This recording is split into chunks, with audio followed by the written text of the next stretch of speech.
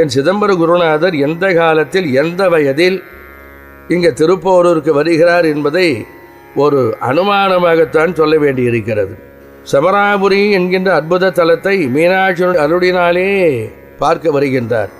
ஆனால் மீனாட்சி உபாசன மூர்த்தியாக கொண்டவர்தான் என் சிதம்பர கவிராயர். கவிராயர் என சொன்னால் சங்கப்புலவ மரபிலே வந்த மாபெரும் தலைவர் என்பது பொருள்.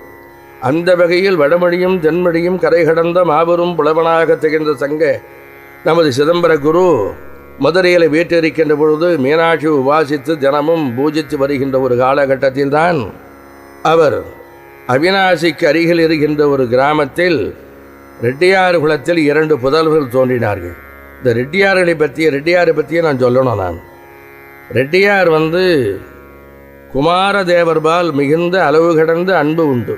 குமாரதேவர் யார் என சொன்னால் கர்நாடக நாட்டு அரசராக விளங்குகின்ற ஒரு தன்மை உடையவர்.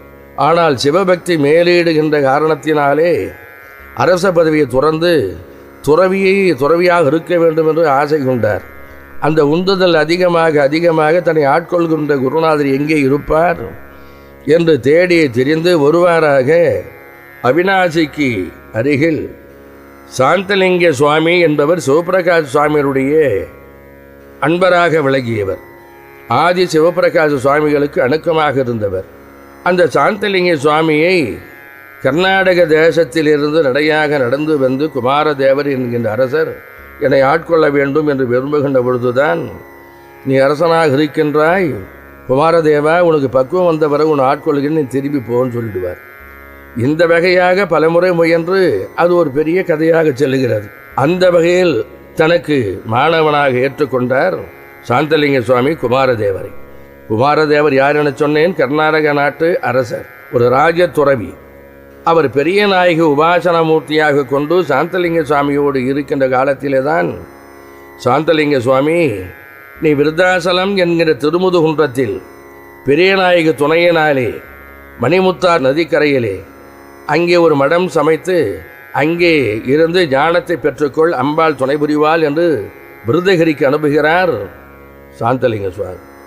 அது முதலாக திருமுதகுன்றம் என்கின்ற விருத்தாச்சலத்திற்கு வந்துதான் பெரிய நாயகின் துணையினாலே அங்கே ஒரு மடம் ஒன்று நிறுவி சதா இறைவனை பூஜித்து குகனை பூஜித்து பெரிய நாயகை பூஜித்து தவம் இயற்றி நிட்டை கூடி என்று அற்புத ஞானியாக விளங்கி வந்தார் குமாரதேவர்.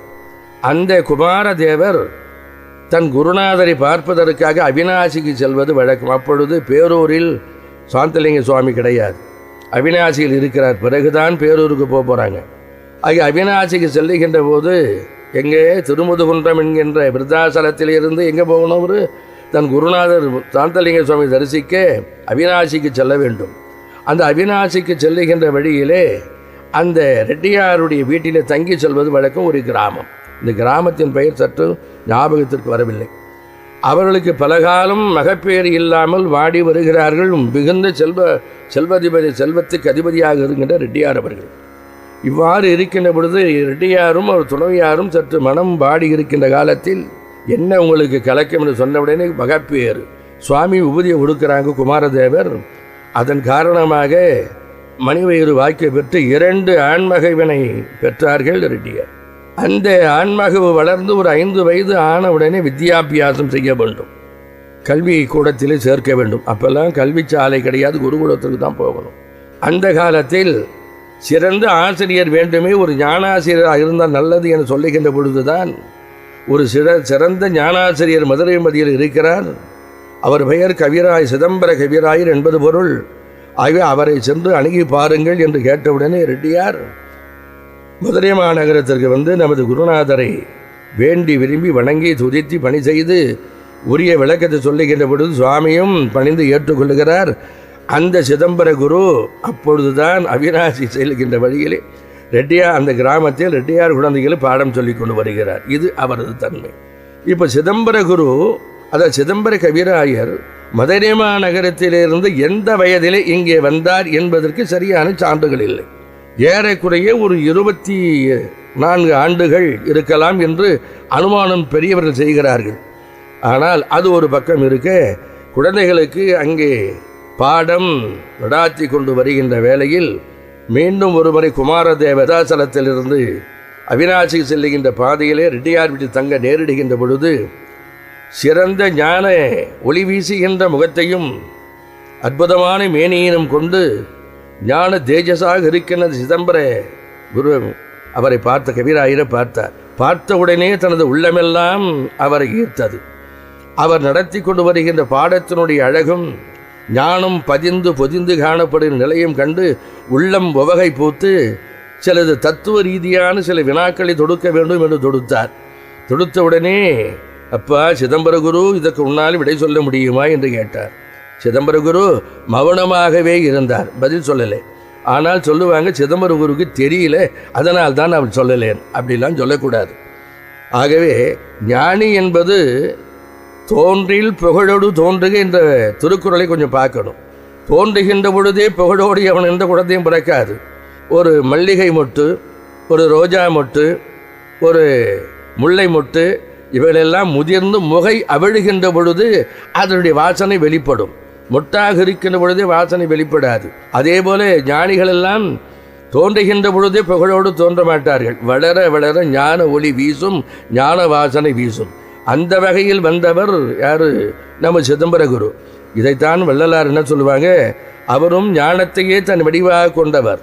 பால் மறந்து விளையாடும் பருவத்து பகரும் உலக இச்சை ஒன்றும் அறியாது மான் மறுத்து விளங்கும் திரு ஐந்தெழுத்து மதிய வைத்த பெருவாழ்வு என்று அங்கே பாலை மறந்து விளையாடுகின்ற பொழுது நீ ஆட்கொண்டாய் என்று அங்கே சொல்லுவார். அவரது ஞானம் மனம் ஒளி வீசுகிறது. மீண்டும் குழந்தையாக விளையாடுகின்றவர் சொல்லுவார், பெம்மாலை சிறுவரோடு விளையாடும் மிக சிறிய பருவத்து பெம்மான் என்றடி குறித்து பாடும் வெகு புரிந்த பெருமான் என்று பாடுகின்ற பொழுது அவரும் தோன்றிய புகழோடு தோன்றிய மகா ஞானி என்று தெரிகின்றது. இப்போ வள்ளலாரையும் நான் கோர்த்து தான் சொல்லப் போகிறேன்.